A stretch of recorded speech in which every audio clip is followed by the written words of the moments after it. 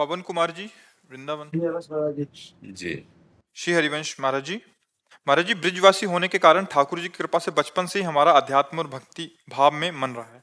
महाराज जी, मेरा एक प्रश्न है, जैसे कि आप कहते हैं कि ब्रिजवासी पूजनीय हैं और ठाकुर जी के भी प्राण प्यारे हैं, तो क्या महाराज जी ठाकुर जी का दंड विधान हमारे लिए भी गैर ब्रिजवासियों की तरह समान या अलग होगा? हाँ, उनका विधान तो वही होगा।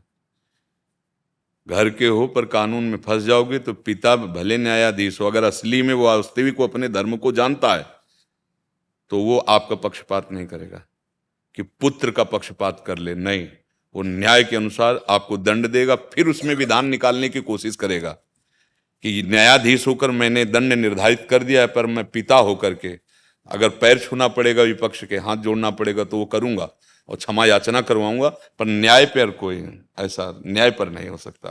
तो भगवान तो सर्वलोक महेश्वर न्यायाधीश हैं। देख लीजिए, हम आपको उदाहरण देते हैं।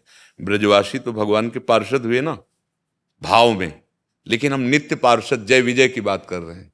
वैकुंठ में विराजमान है, सनकादि दिगंबर वेश है, कोई वस्त्र भी नहीं पहने हुए हैं, हाथ में कोई झोला बेग नहीं कि कोई भय हो कि क्या डाले हो, वहां जा ही नहीं सकता कोई ऐसा, लेकिन उन्होंने बेत लगा दिया, भगवान के पार्षदों ने रोक दिया। तो सनकादि ने कहा क्या समझ के रोक दिया, यहां उनके बुलावे के बिना कोई आ सकता है वैकुंठ में? और फिर दिगंबर हूं, कोई बेग नहीं है, कोई कपड़ा, मतलब आपने रोका क्यों?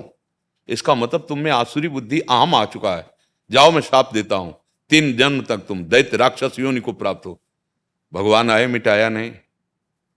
हाँ, तुम हमारे हो, कानून पास कर दिया, तुम 3 जन्म तक राक्षस बनोगे, पर तुम हमारे हो, इसलिए मैं भी जन्म लूंगा और मैं हर जन्म में तुम्हारा उद्धार मैं ही करूंगा।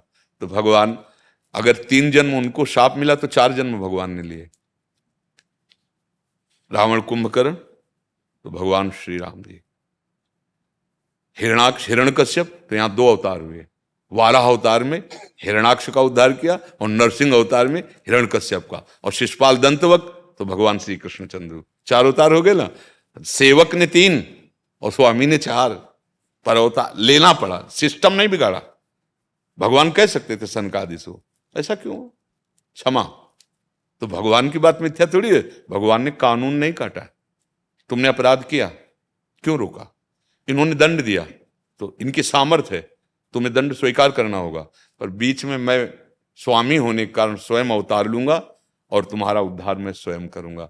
तो ब्रजवासी होने के कारण भगवान पक्ष लेंगे, पर कानून का जो उसका निर्णय सही होगा, उसमें दंड नहीं होगा।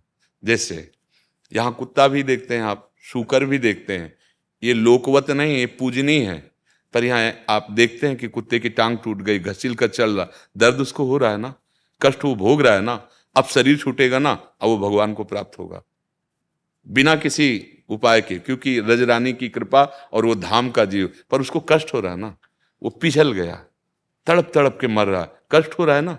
कानून, अगर तुमने यहाँ उद्दंडता की, पापाचरण किए तो कानून दंड देगा, पर तुम ब्रजवासी हो, भगवान के जन हो, तो अंततो गत्वा फाइनल में तुम्हारा मंगल हो जाएगा, तुम्हारा मंगल कल्याण हो जाएगा। वो सांसारिक जीव की तरह उसकी दुर्गति नहीं होगी, क्योंकि वो रजोपसेवी है, इसी रज में जन्मा है, पर रज में गलती हो गई तो भूत बनेगा यहीं का, सुअर बनेगा यहीं का, कुत्ता बनेगा यहीं का, नाली का कीड़ा बनेगा यहीं का, जिसके लिए बड़े बड़े आचार्य मांग रहे हैं।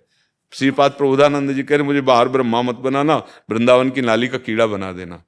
हरिराम व्यास जी कह हो मन वृंदावन को श्वान, यहाँ का कुत्ता बना देना, बाहर का मुझे कुछ ले, यहाँ का तो बनेगा यहीं, पर आखिरी जन्म उसका होगा और वो दंड भोग करके भगवान को प्राप्त होगा। समझ रहे आप? कोई संशय इसमें?